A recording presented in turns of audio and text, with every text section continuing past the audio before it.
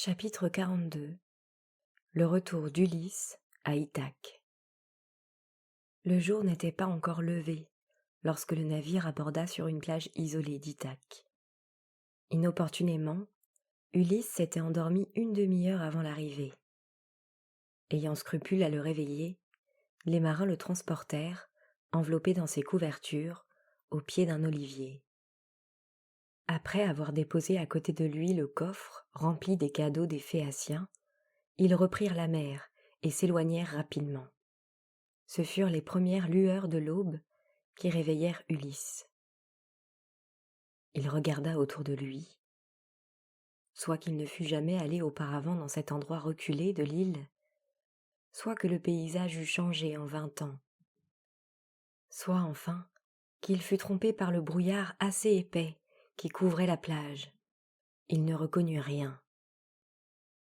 Hélas, songea-t-il, mes épreuves ne se termineront donc jamais. Ces maudits marins se seront débarrassés de moi sur le premier rivage venu. Comme il faisait ces tristes réflexions, il aperçoit, venant vers lui, un jeune berger. Il le salue, lui demande en quel endroit il se trouve. « Tu sembles tomber du ciel, » lui répond le berger. « Ne sais-tu pas que tu es sur le sol d'Ithaque ?»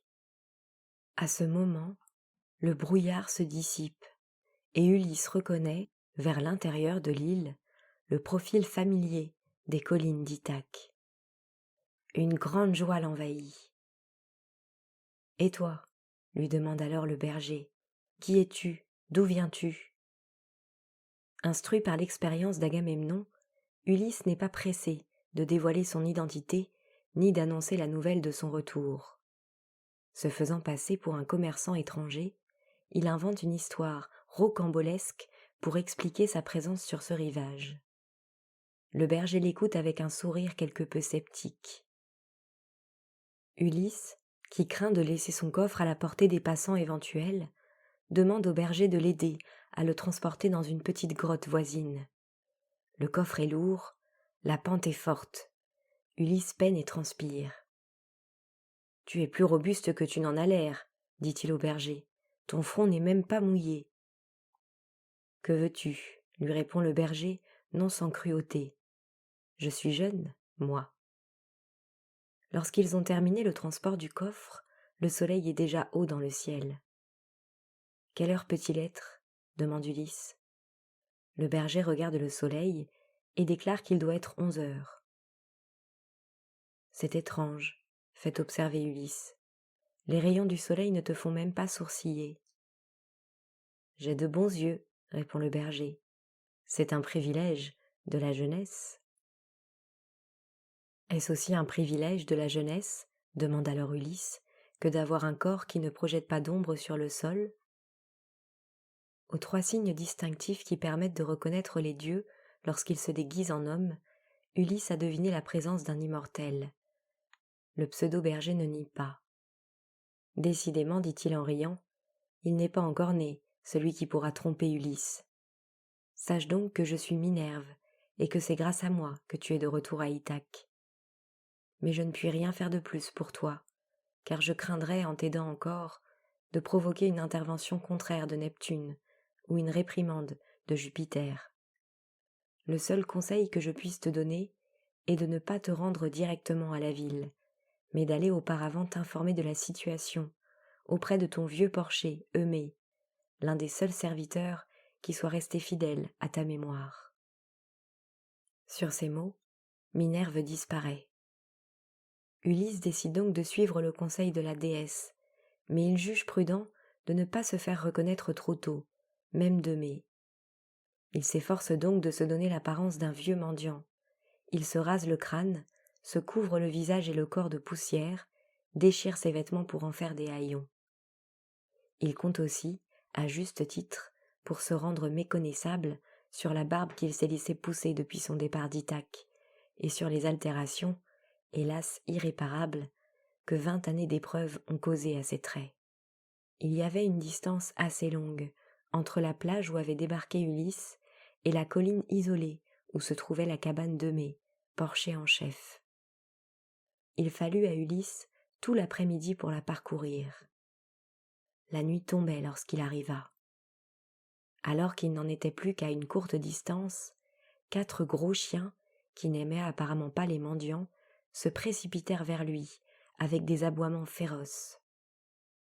Ulysse eût été mis en pièces, si Eumée, alerté par les aboiements, n'était pas intervenu.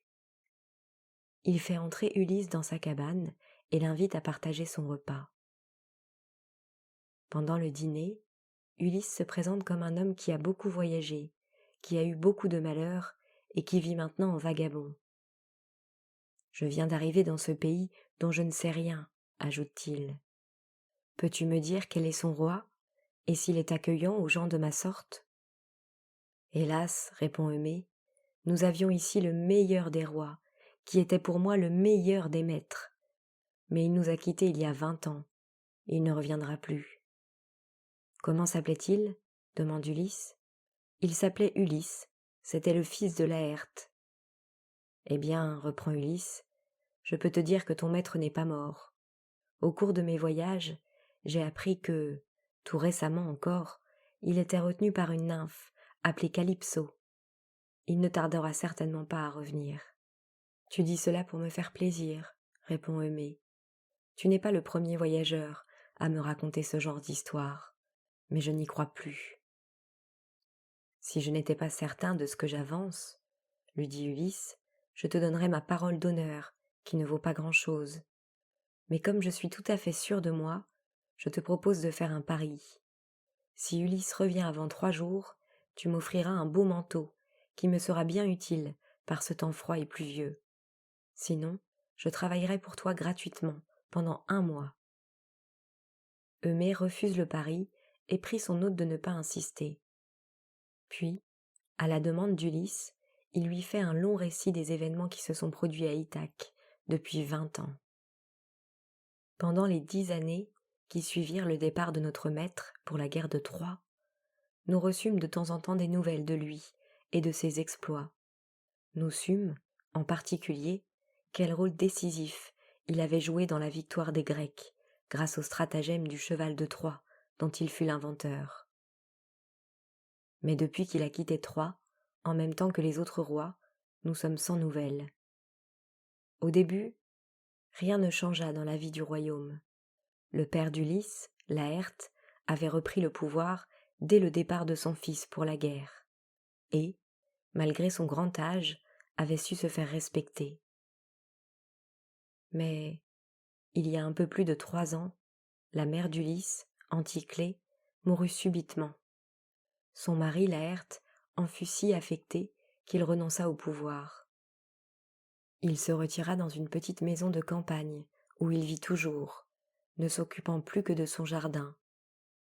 Dès ce moment, les choses ont commencé à mal tourner. Le fils d'Ulysse, Télémaque, était trop jeune pour assurer la régence. Encouragé par la vacance du pouvoir et par les rumeurs de plus en plus insistantes selon lesquelles Ulysse était mort, un grand nombre de princes des îles avoisinantes ainsi que plusieurs nobles d'Ithaque vinrent s'installer au palais d'Ulysse dans l'espoir d'épouser sa veuve, Pénélope, pour s'emparer ainsi de son trône et de ses richesses. Pénélope, qui n'avait pas encore perdu l'espoir de revoir Ulysse vivant, inventa alors, pour gagner du temps, une ruse digne de son mari. Elle annonça aux prétendants qu'avant de choisir un nouvel époux, elle souhaitait broder, pour son beau-père Laërte, une tapisserie qui lui servirait de suaire le jour de sa mort. Les prétendants jugèrent ce projet légitime, et Pénélope se mit à l'ouvrage. Chaque jour, pendant de longues heures, on pouvait la voir travailler avec ardeur dans la grande salle du palais. Pourtant, à la surprise générale, la tapisserie n'avançait guère. C'est que, toutes les nuits, Pénélope descendait furtivement de sa chambre pour défaire la plus grande partie de ce qu'elle avait fait pendant la journée. Elle put ainsi faire patienter les prétendants pendant près de 3 ans, jusqu'au moment où sa ruse fut dénoncée par l'une de ses servantes. C'était il y a environ 3 mois. Depuis ce jour, les prétendants ne veulent plus entendre parler de la tapisserie.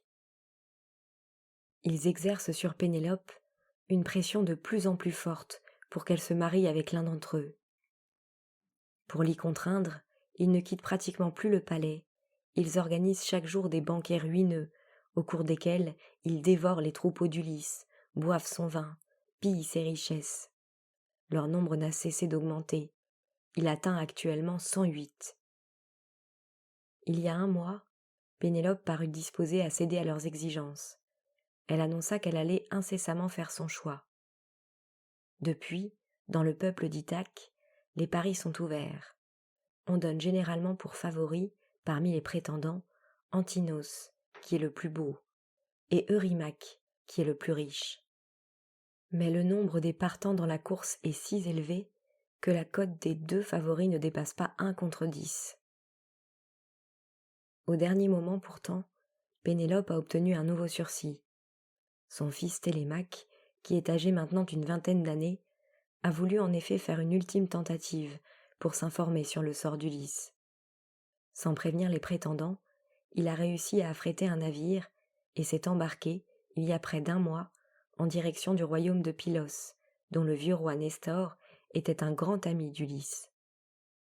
Avant son départ, Télémaque a fait promettre à sa mère de ne pas se remarier avant qu'il ne soit de retour. On l'attend d'un jour à l'autre. On dit même que les prétendants, irrités de son départ clandestin, lui ont tendu une embuscade sur la route qui conduit du port au palais. Ulysse avait écouté en silence, sans manifester son émotion, le long récit d'Eumée. La nuit était déjà bien avancée, le feu s'était éteint. « Allons nous coucher, » proposa Eumée, « et puisque tu n'as pas de manteau pour te protéger du froid, prends le mien. » Au moment même où Eumée racontait à Ulysse le départ de Télémaque, celui-ci était de retour.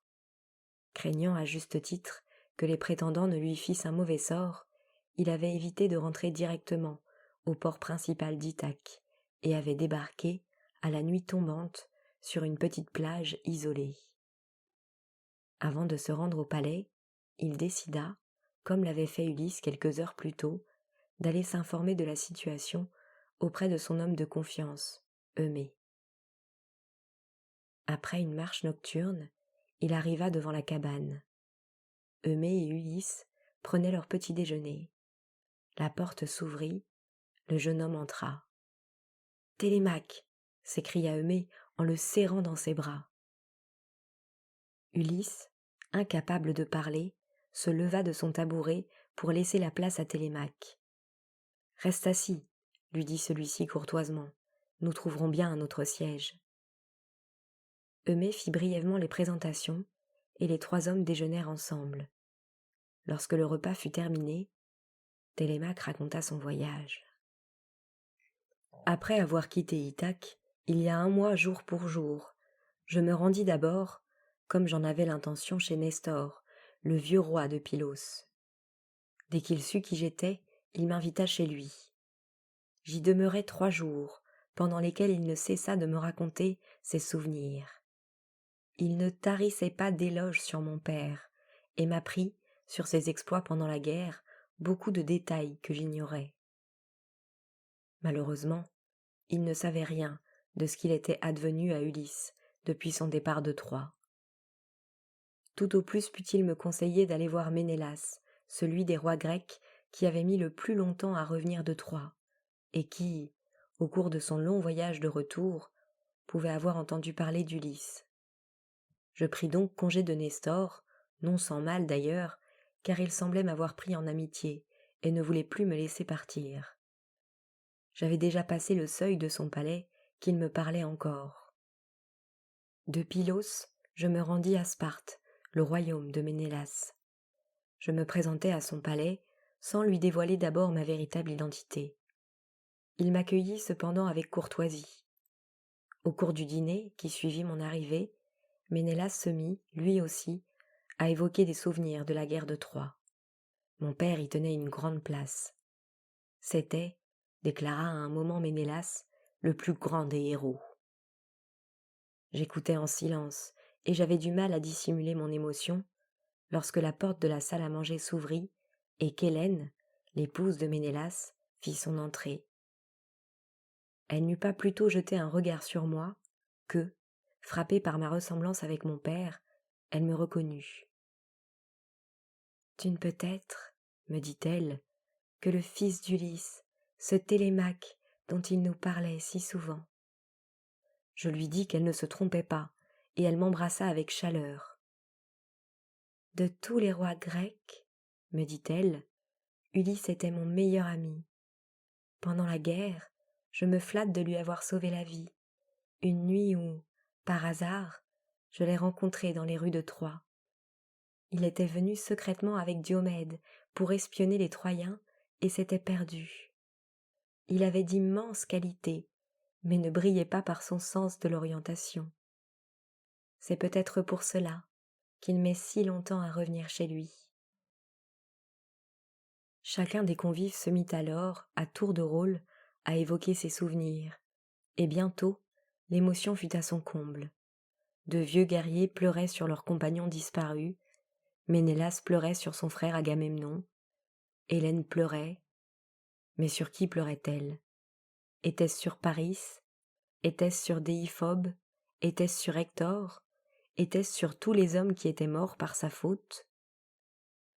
Ulysse, qui écoutait en silence le récit de Télémaque, l'interrompit alors. Ce n'était sans doute ni sur Paris, ni sur Déiphobe, ni sur Hector, ni sur aucune autre victime de la guerre qu'Hélène pleurait.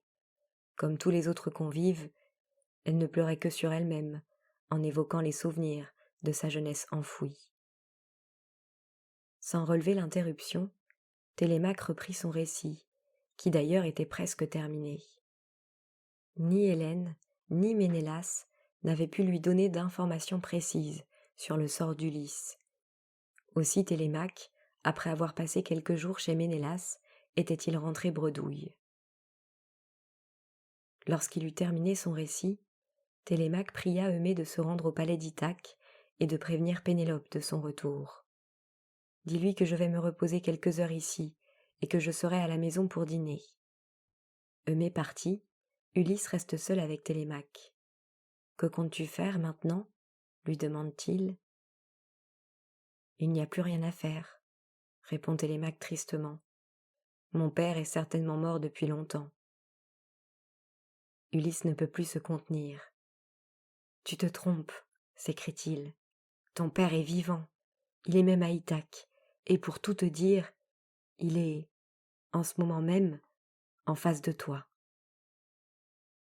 Télémaque se refuse d'abord à le croire, mais Ulysse lui donne, sur le palais d'Ithaque, sur les membres de sa famille, sur les lettres qu'il a écrites à Télémaque pendant les 10 années de guerre, des détails qu'aucun autre que lui ne pourrait connaître. Enfin convaincu, Télémaque embrasse son père en pleurant de joie. À son tour, il demande à Ulysse : « Et toi, que comptes-tu faire maintenant ?»« Je n'ai pas encore de plan précis, » répond Ulysse. « Retourne au palais, informe-toi de la situation, essaie de savoir sur quel serviteur nous pouvons compter, car à 2 contre 108, la partie me paraît un peu difficile. Je me rendrai moi-même au palais dès ce soir, sous mon déguisement de vieux mendiant, et tu me diras ce que tu auras appris. Mais surtout, quoi qu'il arrive, et même si l'on m'insulte ou si l'on me moleste en ta présence, ne bronche pas. » Télémaque se met en route, suivi quelques heures plus tard par Ulysse. Sur son chemin, Ulysse croise plusieurs de ses serviteurs, de ses parents et de ses amis.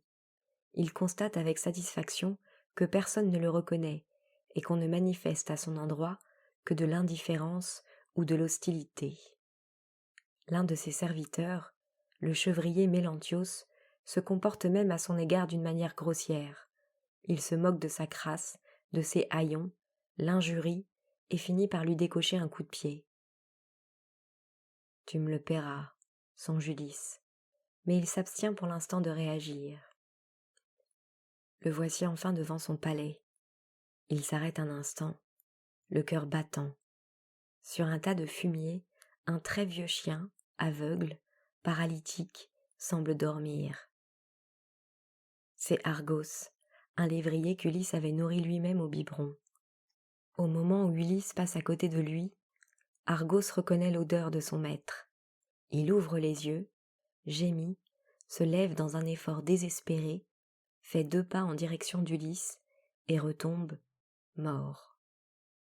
Ulysse l'a reconnu lui aussi.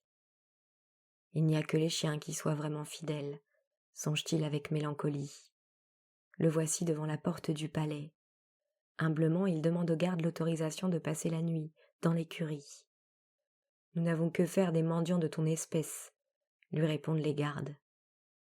Ulysse, désemparé, se dispose déjà à s'éloigner lorsqu'une très vieille femme, qui de l'intérieur du palais a sans doute entendu les railleries des gardes, ouvre la porte pour voir ce qui se passe.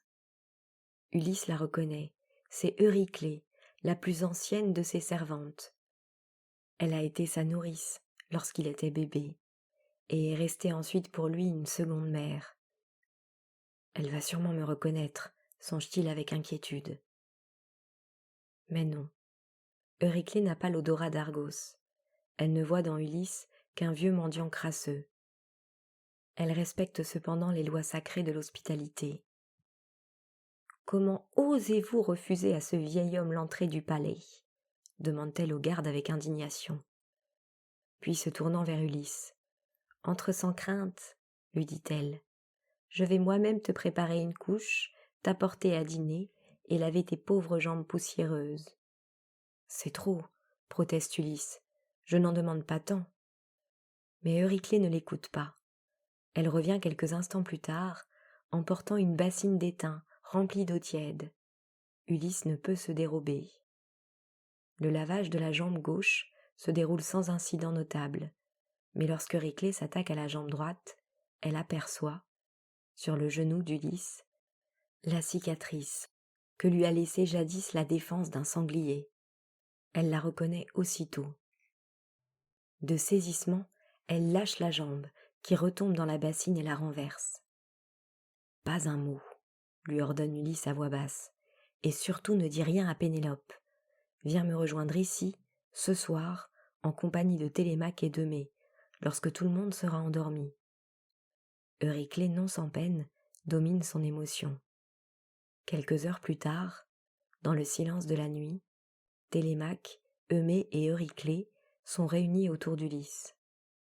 Eumée vient d'apprendre, de la bouche de Télémaque, l'identité réelle du vieux mendiant.